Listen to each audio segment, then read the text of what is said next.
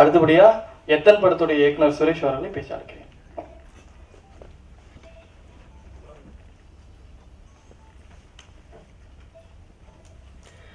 Media நண்பர்கள் மற்றும் வந்திருக்கும் அனைவருக்கும் வணக்கம்.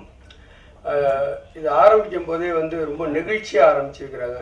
என்னென்னா விஜயகாந்த் சார் அவர்களை பற்றியும் நடிகர் திலகம் அவர்களை பற்றியும் முதலாக எனக்கு தெரிஞ்சு சினிமாவில் ஒருத்தர் ஹீரோவை நடிக்கிறதுக்கு முன்னாடி தன்னுடைய முன்னோடிகளை நினைத்து பார்த்து ஆரம்பிக்கிற முதல் இதாக நான் நினைக்கிறேன். அப்புறம் எம்எஸ் பாஸ்கர் சாரை பற்றி யாருக்குமே தெரியாத ஒரு தகவல், அநேகமாக அவரே யாருக்கு இது வரைக்கும் சொல்லியிருக்க மாட்டார்னு நினைக்கிறேன். அதை நான் சொல்லணும்னு நினைக்கிறேன். ஏன்னா விஜயகாந்த் சாரை பற்றி அவர் மேலே அவ்வளோ அபிப்பிராயம் உள்ள இவரும் ஒரு வள்ளல் அப்படிங்கிறது வெளியிலே தெரியாமல் இருந்தது. இது வரைக்கும் அவர்கிட்டே நான் சொன்னது கிடையாது. ஒரு இடத்துல போயிட்டு நான் பேசியிருந்தேன். ஒரு பொது மனிதர்கிட்ட அவங்க நிறைய வீடு கட்டி கொடுத்துருக்காங்க இருளர் இனத்துக்கெல்லாம். யாருக்கிட்டையுமே சொல்லாமல் சார் இருளர் இனத்துக்காக 2-3 வீடு கட்டி கொடுத்துருக்கிறாரு. இது வரைக்கும் யாருக்கும் தெரியாது. ஃபர்ஸ்ட் டைமாக நான் இதை சொன்னேன். ஏன்னு கேட்டால் அவர் வெளியில் தெரியாமல் இதை வச்சிருக்கலாம், அது அவருடைய பெருந்தன்மை. ஆனால் இந்த மாதிரி மனோநிலை உள்ளவர்கள் வெளியில் சொல்லும்போது தான் நிறைய பேருக்கு அந்த மாதிரி தன்மை வரும். நம்மளும் செய்யணுமேங்கிற ஒரு ஊக்குவிப்பை ஏற்படுத்தும். ஆனால் இதை நான் கேள்விப்பட்டே கிட்டத்தட்ட 5 வருஷம் ஆகுது. 5 வருஷமா இது வரைக்கும் எந்த மீடியாவிலையும் இது வரல.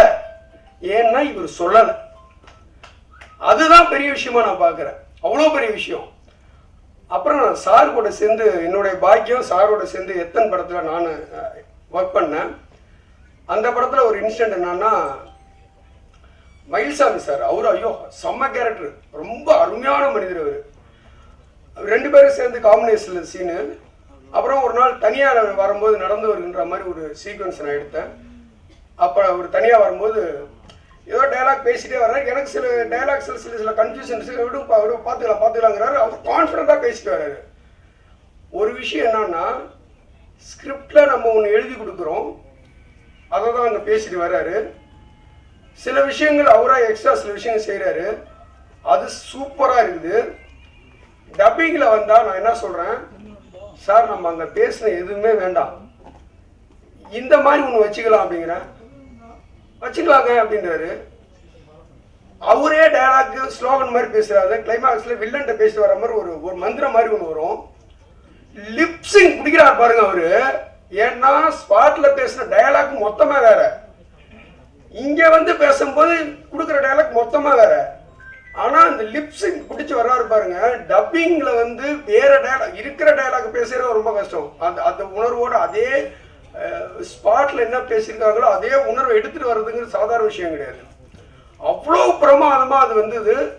உண்மையிலேயே எம்எஸ் பாஸ்கர் சாருடைய மிகப்பெரிய தீவிரமான ரசிகன் நான். அதாவது நீங்கள் ஒரு காமெடியாக இருந்தாலும் சரி, வெள்ளித்திரைன்னு ஒரு படம், ஒரு ஆர்டிஸ்டோட மேனேஜர்ஸ் எப்படியெல்லாம் பண்ணுவாங்கன்னு சொல்லிட்டு அவ்வளோ சூப்பராக இருக்கும். இப்போ பார்த்தாலும் வெள்ளித்திரையை நான் கலைஞர் டிவியில் அடிக்கடி போடுவாங்க. இப்போ பார்த்தா கூட சாரோட பர்ஃபார்மன்ஸாக எந்த இடத்துல உட்காரணும் அப்படியே பார்த்துட்டு இருப்பேன் நான். இது அந்த படம் மட்டும் கிடையாது, அவர் நடித்த எல்லா படங்களிலுமே அந்த ஒரு விஷயத்த நமக்கு ஏற்படுத்துறாரு. அதுல ஒரு பெரிய ஹீரோக்கள் நடிச்சிருக்கலாம், எந்த ஹீரோனா நடிச்சிருக்கலாம். ஆனா நீங்க சில பேர் விஜய் ரசிகரா இருப்பாங்க, இல்ல அஜித் சார் ரசிகரா இருப்பாங்க, ஒவ்வொரு சூர்யா சார் யார் வேணா இருப்பாங்க. ஆனா எல்லாருமே மேக்சிமம் எம்எஸ் பாஸ்கர் சார் ரசிகர்களா இருப்பாங்க. ஏன்னா அவர் என்ன கேரக்டர் நடிக்கிறாரோ அந்த கேரக்டராகவே வாழ்ந்துருவாரு. அது என்ன சொல்ல போனா கூடுதலாக இம்பாக்டை நமக்கு கிரியேட் பண்ணுவாரு. அது இப்போ பார்க்கிங்கா இருக்கட்டும், ஆரம்ப கட்டத்திலேருந்து அது அப்படி ஒரு இம்பாக்ட் இருந்தது. எனக்கு இன்னைக்கு சிவானி செந்தில் அவர் தான் என்னை அழைத்தாரு. அதுதான் எனக்கு எம்எஸ் பாஸ்கர் சாருக்கு ரொம்ப சந்தோஷமா இருந்தது. இங்கே பார்த்ததுக்கு அப்புறம் தான் நான் ஏற்கனவே அது இதில் மீடியாக்கள்லாம் பார்த்தேன். இந்த விஜயகாந்த் சாரோட இது போய் பண்ணது நான் பார்த்துருக்கிறேன். ஏற்கனவே சிவானி செந்திலுக்கு அனுப்பிச்சிருக்கிற பார்த்தேன். ஆனால் இங்கே வந்ததுக்கப்புறம் அப்படி இருந்தது. இயல்பாகவே அந்த மாதிரியான ஒரு தர்ம சிந்தனை உள்ளவங்க தான் அவங்களோட ஈஸியாக அட்ராக்ட் ஆவாங்க. எவ்வளவோ நடிகர்கள் இருக்காங்க, ஏன் விஜயகாந்த் சார் அவ்வளோ இருக்குன்னா இவரும் அந்த மாதிரி சிந்தனை ஒத்த சிந்தனையோடு தான் இருக்கிறாரு. அதுதான் காரணம் நினைக்கிறேன். அதே மாதிரி இன்னொரு விஷயம் என்னன்னு கேட்டிங்கன்னா, எனக்கு இந்த ப்ரொடியூசர் அநியாயத்துக்கு பிடிச்சி போச்சு. அவர் ஸ்டேஜில் சொன்னது நம்ம சாதாரணமாக ஒரு கதையை பேசணும்னா அது எவ்வளவோ கேட்பாங்க. நீ எந்த ஊருப்பா? திருப்பரங்குன்றம். நீ திருப்பரங்குன்றம். நீ திருப்பரங்குன்றம். அப்போ நம்ம படம் ஆரம்பிச்சிடலாம். எவ்வளோ இப்படி ஒரு படம் நடக்குமாங்கிறது உலகத்தில் நான் கேள்விப்பட்டது கிடையாது. ஊர் பற்றுங்கிறது எனக்கும் இருக்கும். நான் உண்மையிலே அப்போல்லாம் ஊர்லேருந்து கிளம்பி மெட்ராஸ் வந்த புதுசில் என் ஊர் பஸ்ஸை பார்த்தா கொஞ்சம் 5 நிமிஷம் ஃபீல் ஆகிடுவேன். ஆனால் பணம் பண்ணி படம் போட மாட்டேன். ஒரு ஊர் பற்றுக்காக ஒருத்தர் படம் பண்ணி உண்மையிலே நீங்கள் இந்த இந்த இந்த டீமில் இருக்கிற மொத்த பேருமே இன்னொசென்ட்டாக இருக்கிறாங்க. எந்த கிரிமினல் ஆக்டிவிட்டிஸும் அவங்கள்ட்ட இல்லை. இந்த பாடல் எழுதினாரு பாடல் ஆசிரியர், எந்த இமேஜுமே எல்லாம் பேசுகிறாங்க. இன்னசென்ஸ் ஜெயிக்கணும். நாட்டில் கிரிமினல்ஸோட இன்னசென்ஸ் ஜெயிச்சே ஆகணும். உண்மையிலே எனக்கு வந்து அவ்வளோ இதாக பிடிச்சிருக்கு. இவ்வளோ எனக்கு நானுமே எக்ஸைட் ஆகிறேன் இந்த டீமை பார்த்துட்டு. அதே மாதிரி சிவானி செந்தில் அப்படிதான். முதல் நாள் பயங்கர இதாக இது பண்ணிட்டு இருப்பாரு. அவர்னால கொலவரில் இருப்பார். ஃபோன் எடுக்க மாட்டார், எல்லாம் பண்ணுவார். ஆனால் பார்த்தா போயிடும். பார்த்த உடனே அப்படியே சுத்தமாக மறைஞ்சிடும். அது இந்த மாதிரி மனோநிலை உள்ளதா பெரிய விஷயம். அது மாதிரி தனபால் சார் இவங்கெல்லாம் வந்து இப்போ அவர் நண்பரை பற்றி ஒரு விஷயம் சொன்னார். உண்மையிலேயே எனக்கு அந்த மஞ்சுமல் பாய்ஸை பற்றி பேசுனாங்க. குணா படம் வருகின்ற பொழுது அபிராமி அபிராமின்னு சொல்லிட்டு காதலை மையப்படுத்தி வந்த படம். ஆனா அதே காதலை மையப்படுத்தி வந்த மனிதர் உணர்ந்து கொள்ள இது மனித காதல் அல்லன்னு நட்பை பத்தி சொல்லும் போதுதான் பெருசா ஜெயிக்குது. அப்ப இங்க காதலை விடவும் நட்புக்கான வேல்யூ ரொம்ப அதிகம் அப்படிங்கிறது இந்த ஸ்டேஜ்ல உள்ளவங்களுக்கு தெரியுது எனக்கு. ஸோ இந்த பாடல்களும் மிக அற்புதமா இருக்கு. அதே மாதிரி ட்ரெய்லர் ரொம்ப சூப்பராக இருக்குது. ஒரு அப்பா பொண்ணை பற்றிய கதைன்னு நினைக்கிறேன். எனக்கு வந்து அந்த அவர் இவர் முருகானந்த் சார் சொன்ன மாதிரி அந்த எண்டில் அவர் சார் நடந்து வர அந்த கம்பீரம் இருக்குல்ல, அது ஒரு ஷாட்டு போதும். அவ்வளோ பிரமாதமாக இருக்குது. அவர் எந்த இது நடித்தாலும் அப்படி ஒரு இது நான் திருப்பி திருப்பி பார்த்தா அவரை பற்றி பேசிகிட்டே இருப்பேன். ஏன்னா நான் மிகப்பெரிய ரசிகன் அவருக்கு. இந்த படம் மிகப்பெரிய வெற்றியடைய மனப்பூர்வமான வாழ்த்துக்கள். நன்றி சார். இந்த நேரத்தில் ப்ரொடியூசர் சார் நான் சொல்கிறேன், இப்போதுலேருந்து நானும் திருப்பரங்குன்றோம். அடுத்தபடியாக பிரியதர்ஷினி அவர்களை பேச அன்போடு அழைக்கிறேன்.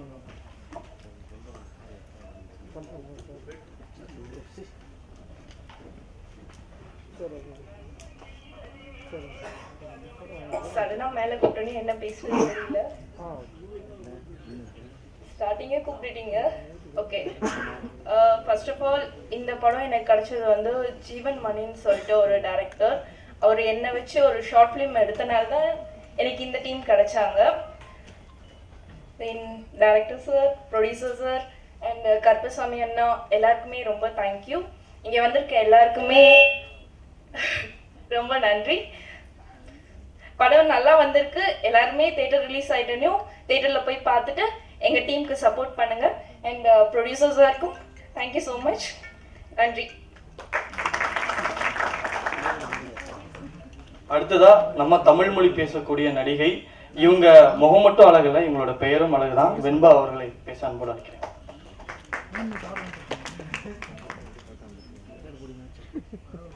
எல்லோருக்கும் வணக்கம்.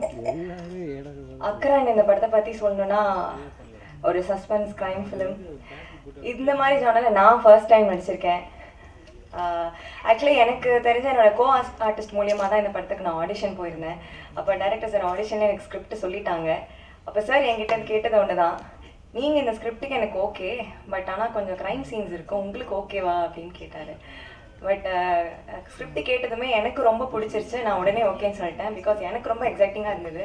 இது வரைக்கும் நான் பண்ண ஃபிலிம்ஸ் எல்லாமே வந்து லவ், சென்டிமெண்ட், அதுக்கப்புறம் காமெடி, இந்த மாதிரி தான் நான் பண்ணியிருக்கேன். இந்த ஜானர் எனக்கு ரொம்ப புதுசு, ரொம்ப ஸ்பெஷல், புது எக்ஸ்பீரியன்ஸாக இருந்தது.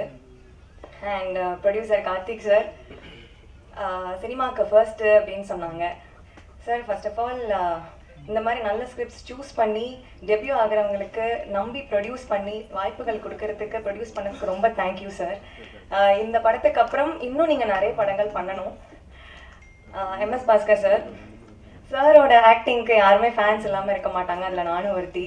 சின்ன வயசுலேருந்து நிறைய ஆர்டிஸ்ட் கூட ஒர்க் பண்ணியிருக்கேன், பட் சார் கூட நடிக்கிறதுக்கு ஆப்பர்ச்சுனிட்டி கிடைச்சதில்லை. ஸோ இந்த படத்தில் சார் கூட நடிக்கணும், பொண்ணாக நடிக்கணும்னு சொல்லும் போது ரொம்ப சந்தோஷமாக இருந்தது. பட் அதே சமயம் ரொம்ப பயமாகவும் இருந்தது. ஏன்னா சாரோட ஆக்டிங் பற்றி நம்ம எல்லாருக்குமே தெரியும். நான் கூட நடிக்கும் போது நான் ரொம்ப கான்ஷியஸாகவே இருந்தேன். பட் சார் ரொம்ப ஹம்பிளாக, ரொம்ப கம்ஃபர்டபுளாக இருந்ததுனால கொஞ்சம் அப்படியே தைரியமாக பண்ணிட்டேன். சார் உங்கள் கூட நடிக்கிறதுக்கு இப்படி ஒரு வாய்ப்பு கிடைச்சது எனக்கு ரொம்ப சந்தோஷமாக இருக்குது சார். விஸ்வாந்த், ஆகாஷ், பிரியதர்ஷினி, கார்த்திக் சார், நாங்கள் எல்லாருமே சேர்ந்து ரொம்ப எஃபோர்ட் போட்டு தான் இந்த படத்தில் ஒர்க் பண்ணியிருக்கோம். And DOP Anand sir, visuals எல்லாமே ரொம்ப சூப்பராக இருக்குது. அண்ட் ஹரி, சாங்ஸும் பிஜிஎம்மும் ரொம்ப சூப்பராக போட்டிருக்கீங்க. உங்களுக்கு ஒரு பெரிய கங்க்ராச்சுலேஷன்ஸ். ஃபைனலி நம்ம Arun sir, director sir. Sir, first of all thank you. இந்த மாதிரி ஒரு வாய்ப்பு இந்த படத்தில் எனக்கு நினைக்கிறதுக்கு வாய்ப்பு கொடுத்ததுக்கு ரொம்ப நன்றி. உங்கள் கூட ஒர்க் பண்ணுறதுக்கு ரொம்ப ஈஸியாக இருந்தது. அண்ட் இந்த படத்துக்காக நீங்கள் நிறைய உழைச்சிருக்கீங்க, நிறைய கஷ்டப்பட்டிருக்கீங்க, எனக்கு தெரியும். டெபியூ டைரக்டர்ஸ்க்கு நிறைய ஸ்ட்ரெஸ்ஸு, ஸ்ட்ரகிள்ஸ், டென்ஷன்ஸ் வரும். அதே மாதிரி உங்களுக்கும் நிறைய வந்தது.